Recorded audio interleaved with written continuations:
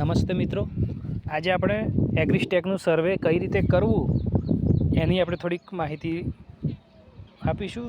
તમે ધ્યાનથી સાંભળજો. હવે આપણે મિત્રો પહેલાં તો આપણે એપ્લિકેશન ઓપન કરવાની છે. એમાં આપણે માય ટાસ્કમાં જશો. તમે માય ટાસ્ક છે એમાં જશો એટલે સર્વે પેન્ડિંગ લખેલું છે. એમાં આપણે બાકી જે સર્વે રહ્યા છે એ બતાવશે. હવે અત્યારે મારે 11 અપલોડ થયા છે. તો હવે હું જે સર્વે નંબર પર ઊભો છું એની નજીક છું. એ સર્વે નંબર હું પસંદ કરીશ. તો અત્યારે મિત્રો હું 473 સર્વે નંબર ઉપર ઊભો છું. તો મિત્રો તમે જોઈ શકો છો કે હું સર્ચ કરું છું એટલે આવી જાય છે. હવે હું સર્ચ કરીશ એટલે જે ખેતરમાં ઊભો છું એ ખેતરની નજીક મારું લોકેશન બતાવશે. તમે જોઈ શકો છો. હવે આપણે ખેતરની બિલકુલ નજીક આવી ગયા છે, 4 મીટર, બરાબર છે. તો હવે મિત્રો આપણે બાજરી છે પાકમાં, તો આપણે એનું સર્વે કરવાનું છે. કે સર્વે કેમનું કરવું એ તમને થોડીક માહિતી આપું છું. મિત્રો જે આ લાલ અક્ષરમાં લખેલું છે અનેબલ ટુ સર્વે, એમાં કોઈ ક્લિક કરવાનું નથી, બરાબર છે. આપણે જઈશું સીધા નેક્સ્ટ પર જઈશું એટલે ખેડૂતોના નામ આવશે. હવે જમીન કેટલી છે એ પણ બતાવ્યું છે, એરિયા 0.9814. હવે આપણે નેક્સ્ટ કરીશું. નેક્સ્ટ કરશો એટલે તમારે આ રીતે માહિતી ભરવાની આવશે કે ભાઈ જમીન નોન એગ્રીકલ્ચર છે, પડતર છે, જમીન આપણે મકાન બાંધકામ કરેલું હોય, જમીનનો ઉદ્યોગ માટે ઉપયોગમાં હોય તો એના માટે આ દર્શાવવાનું છે. પણ આપણે એવું કંઈ છે ને એટલે આપણે નો કરીશું. પછી નેક્સ્ટ કરીશું એટલે જમીન આપણી પડતર છે કે કંઈ એ બતાવે છે, એ આપણે નો કરીશું. કારણ કે આપણી જમીન આ બાજરી છે એટલે આપણે ખેતી માટે જ ઉપયોગમાં છે. એટલે આપણે હાર્વેસ્ટ, તો અહીંયા તમારે મિત્રો કપાઈ ગયેલો પાક હોય ને તો હાર્વેસ્ટમાં બતાવવાનો છે. પણ આ પાક ઊભો છે એટલે આપણે નો કરીશું. અહીંયા પણ આગળ જઈશું, નેક્સ્ટ કરીશું. હવે અહીં 3 ઓપ્શન આવ્યા છે, પેરેનિયલ, બેનિયલ ને સિઝનલ. તો પેરેનિયલ અને બેનિયલ્સ જે પાક છે ને એમાં આપણે નો કરીશું. બેનિયલમાં પણ નો કરીશું, કારણ કે આપણે લાંબા ગાળાના પાક નથી, આપણે સિઝનલ પાક છે. અને સિઝનલ પાકમાં આપણે જવાનું છે. હવે આપણે એની અંદર માહિતી ભરવાની છે. એડ ક્રોપ સિઝનલ લખેલું છે ત્યાં આગળ આપણે બધી માહિતી ભરવાની આવશે. તો પહેલાં આવશે સિલેક્ટ ક્રોપ. હવે પાક કયો છે તે બતાવે છે એમાં.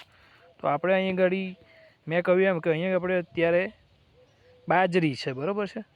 તો અહીંયા બધા પાકો આપેલા છે. જો મિત્રો ગુજરાતીમાં છે એટલે તમને સહેલું પડશે. આપણે બાજરી છે તો હું બાજરી સિલેક્ટ કરું છું. પાકની વેરાયટી આપણે હાઇબ્રિડ સિલેક્ટ કરીએ છીએ. સોઈંગ ડેટ તો આપણે પાક જોઈને ખબર પડી જાય આપણને કે કેટલા દિવસનો પાક થયો છે.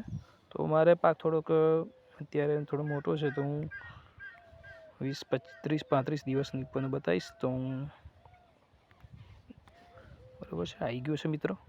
હવે એરિયા 0.9814 છે મિત્રો. 0.9814 એટલે 1 હેક્ટર જમીન થઈ.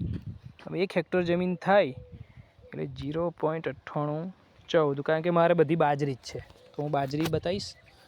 સિંચાઈનો પ્રકાર છે તો મિત્રો મારા પિયત છે, આપણે પિયત છે, બરાબર છે.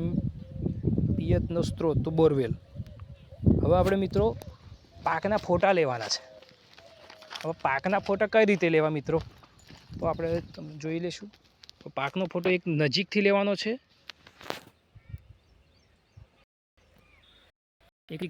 ચાલે. થેન્ક યુ મિત્રો.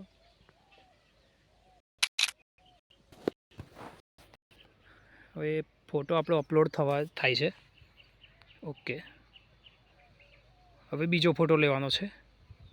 એ આખા ખેતરનો આવે એ રીતે એક અલગ અલગ એંગલથી આપણે ફોટા લેવાના હોય છે મિત્રો. આ રીતે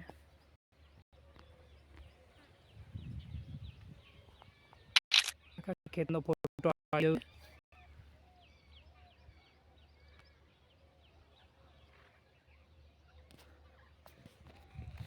એ પણ ફોટો અપલોડ થઈ ગયો છે મિત્રો. બતાવતું નથી, 1 મિનિટ. ફરીથી મિત્રો આપણે અપલોડ કરીશું.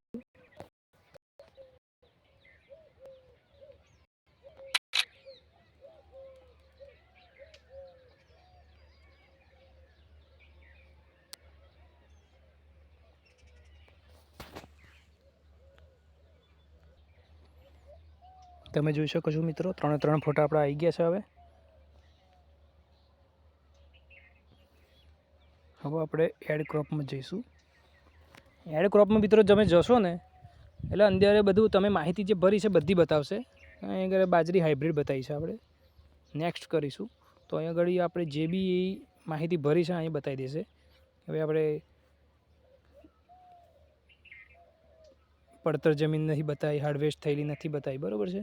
અહીં આગળ નો કરેલું છે એટલે અહીં કંઈ લખેલું ઓપ્શન નહીં. અહીં બાજરી આપણે બતાવી છે એટલે પિયત બતાવી છે અને એનો એરિયા બતાવ્યો છે. મિત્રો હવે આપણે I have verified media file and other data એમાં મિત્રો ક્લિક કરીશું અને આપણે સેવ કરીશું.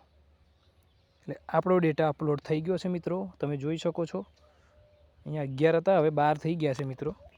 તો આપણે જે સર્વેને પસંદ કર્યો હતો એ આવી ગયો છે. અહીંયા ઘડી તમે જોઈ શકો છો. જે આપણે સર્વે પૂરો કરીશું એટલે આ રીતનું વ્હાઇટ થઈ જશે જે સર્વે પૂરો થશે એનો.